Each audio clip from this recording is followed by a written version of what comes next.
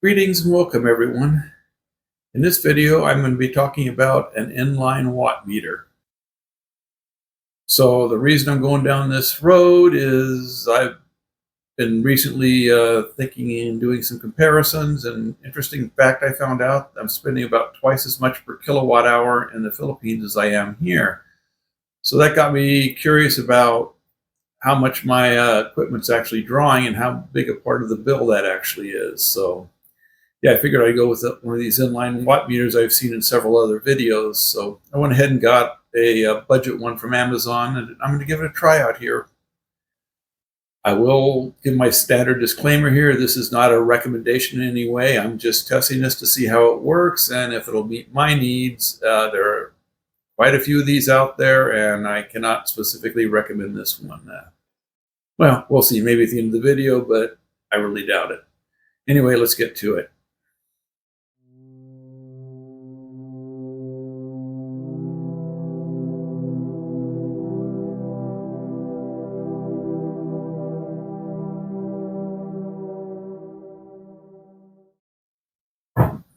Okay, the type of device I'm testing here is an inline energy watt meter.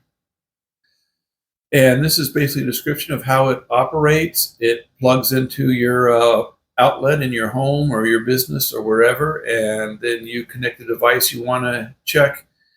You plug it into the inline watt meter, and it's, like I say, inline. Back in the good old days, I would get out my trusty multimeter and do the voltage in parallel and the current in series, and then I'd do the mathematics to get wattage. If you didn't want to do the mathematics, you could use a watt meter with electromagnetic pickup. I mean, there were different ways to do it, but I'm not sure the exact method the one I'm getting and using here is using. I haven't torn it apart yet. But I am going to make an assumption that it'll do what the manufacturer says it does. I will have a comparative analysis when I look at the actual frequency and voltage that it detects coming out of the outlet, and I figure if that's close enough, then the rest of the function should work okay. I will say this is not a calibrated device. There's no certificate of calibration. If you need that level of accuracy, you're going to be spending a whole lot more for a device that will do that. And then you'll have your monthly then you'll have your yearly calibration costs on top of that. Not what I'm looking for here, and not what I even actually need. So in this video, we're going to start with the unboxing first. We'll take a quick look at the functions. There's a couple of setup modes, and then I want to briefly talk about alternating current or AC. While back, a couple videos ago, I did a video on a simple DC circuit where I talked about source and load and current, voltage, and power, but things are a little different when we talk about AC or alternating current. For one thing, we introduced something called power factor, which we're going to touch on, but I'm basically going to talk a little bit about what AC or alternating current is and how it relates, and because we're actually measuring power coming out of the outlet back there, then yeah, it's going to be alternating current or AC. So just a heads up on that. If we get to that point and you don't really want to know about it, or you already do, you can at that point go ahead and skip ahead. Anyway, on with it.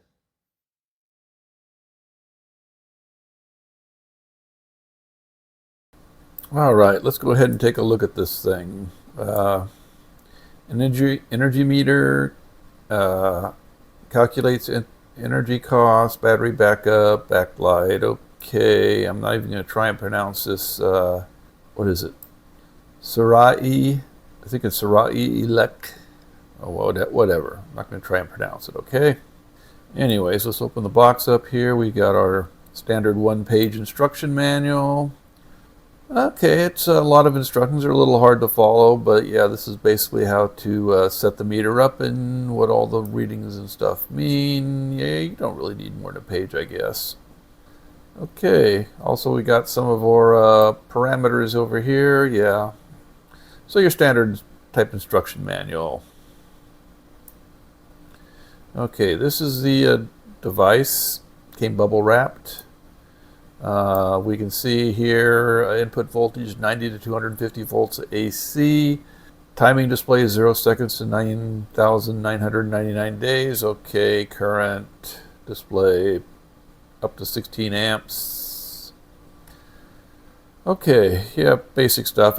Nice thing is with the 90 to 250 volts, it should work any place in the world. Okay, first thing I want to do here is a reset. I read that in the manual. It came with a reset dongle, this sort of thing. We'll go ahead and push the reset button in. It is running off battery here because it's not plugged in yet. And everything looks reset now. So let's talk a little bit about the functionality of this device. First, we have our button that says total with a right pointing arrow. This displays the total run time in days and hours and minutes, kilowatt hours used, and cost, which is based on your cost per kilowatt. Also, in any of the setup modes, this key can be used to move between digits when you're setting things up. So we'll come back to that probably. And our next button to the right is V.A.W with a plus sign. This is voltage, amp, wattage, or watts, and the plus sign. So again, displays volts, amps, and watts, and you can also be used when you're in one of the setup modes to raise the digit you're on by 1, which is probably what the plus sign means. Skip over the reset, and we've got U.P and a negative. This displays power factor. We'll talk about that in a little bit. Frequency, we'll talk about that in a little bit. And cost per kilowatt, used also in setup mode, hence the minus, to lower the digit you're on by 1. Also, long pressing on this key will enter the cost per kilowatt setting or setup. And finally, we have the extreme key all the way over on the right, which displays maximum watts and minimum watts. This is during the time of operation. And it displays overload watt settings, which is how many watts this thing can take before it trips offline. You can long press here to enter the setup mode to set the overload wattage. I'm just leaving it default. I don't really have a reason to change it. Also, if you're in one of the setup functions, you can press this button or short press it to exit the setup function. And I think that's about it for the controls. So some basic theory. Yeah, this is where you might want to skip ahead if you're not really interested. So since this thing plugs into your outlet in your house, it's measuring alternating current, or AC, which has the form of a sine wave. I'm not going to dive really deep into the mathematics, just some basic information. So when we talk about things like frequency and power, and we're going to at some point mention RMS, so yeah, might as well define some terms. Anyway, the way AC, or alternating current, works is that the first part of our cycle, the current is increasing in one direction. We'll call this the positive direction, to a maximum point after 90 degrees. This is going to be up to 360 degrees, just like a circle. But after we get to there, at 180 degrees, between 90 and 180 degrees, it drops back down to 0. I should point out the amplitude could be either voltage or current in this case, so that's why I haven't labeled it, but it can be either or. And then as we go to 270 degrees, we go to a maximum negative value. And once we reach that, we stop dropping back down to 0 again at 360 degrees. And then this cycle just repeats over and over and over again. So one cycle, if we did one cycle per 1 second, that would be 1 hertz. And if you're in Europe, your household AC is 60, or excuse me, if you're in Europe, your household AC is 50 hertz. If you're in the United States, it's 60 hertz, or 60 cycles per second. I'm just going to mention a few values we might hear from time to time. The first one is peak to peak. This is the Maximum positive to the maximum negative is called the peak to peak. Then we have peak or zero to peak, which is just zero to the maximum positive. Generally, you can hear these in discussion, but you'll never hear them in actual use. When we talk about the AC coming out of your wall, we're usually talking about RMS, or root mean square. This is another fancy math formula, but it's 0.707 of your peak value. So if you divide your RMS value by 0.707, you'll get your peak value. When they say you've got 240 volts or 120 volts in the US, they're talking about RMS, or root mean squared value. Another one that's been used in the past is average value, which is 0.637. A lot of times when you hear people talk about like 110 volts in the United States, they're referring to the average value, which is where that comes out about. So that's it for our theory portion. Let's move on to actually setting up this meter. So we're going to long press on the UP button to enter the cost per kilowatt setup. We're going to use a UP minus and UP plus, or the UP minus and the VAW plus to set the value for each digit.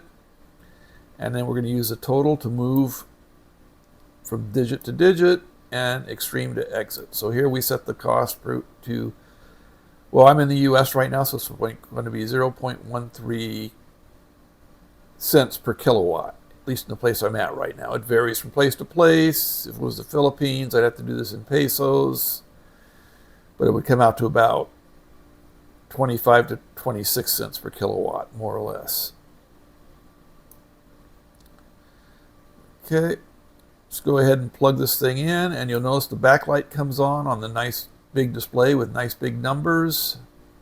And so we're on the extreme here. We can see our maximum watts, minimum watts, overload, plus total. We haven't run it for any time yet, so day, hour, minute, 0. Kilowatt hours is 0, and cost is currently 0. Okay, we're going to go ahead and plug something in.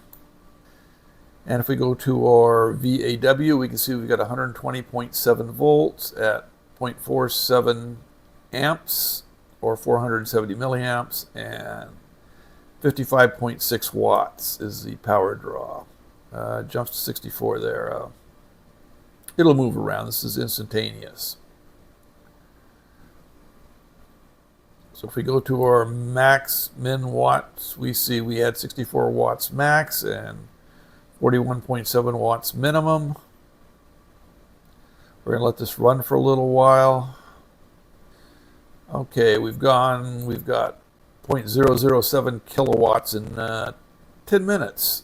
Still not enough to show a cost. I don't think in this short video we're going to get to the point where we can actually show a cost. You notice we're using a power factor of 0.95. Power factor is real power versus apparent power. In a DC circuit, generally your real power will equal your apparent power, so this would be a 1. In an AC circuit, we have something called reactance, either capacitive or inductance, or inductive, and this uses power without any results, so or apparent power would be somewhat less than 1 as compared to our real power. The lower the apparent power, the less efficient your device is. Again, not something a lot of home users are going to worry about too much. If you're not designing circuits or working on your device, the internals or the guts, you're not going to really be able to change this. We've got our 60 hertz. Okay. That's, like I said, I'm not going to run this long enough to actually see a cost in the kilowatt hours, but you get the idea. So yeah, this is basically doing what I want it to do. All right, that was sort of a fun, quick trial. Yeah, it does what it says it does, so we're all good there. I did actually get out my calibrated voltmeter, or I should say my calibrated multimeter, and check the voltage and current and calculated wattage, and it's a milliwatt or so off, but I mean, that's not really a big deal for what I'm using it for. Voltage was about 1 volts high and the current was like a milliampere low. It all evens out. But again, I wasn't expecting dead-on accuracy. This basically does the job I need it to do, and it's well within the tolerances I need to maintain. This does have some functions I do like. I like the fact that you can enter a cost per kilowatt, and it tracks kilowatt hours over time, and it displays the time too. That makes it easier to determine how much energy you're actually using. Plus, it gives a minimum and maximum wattage, which is handy information to have too.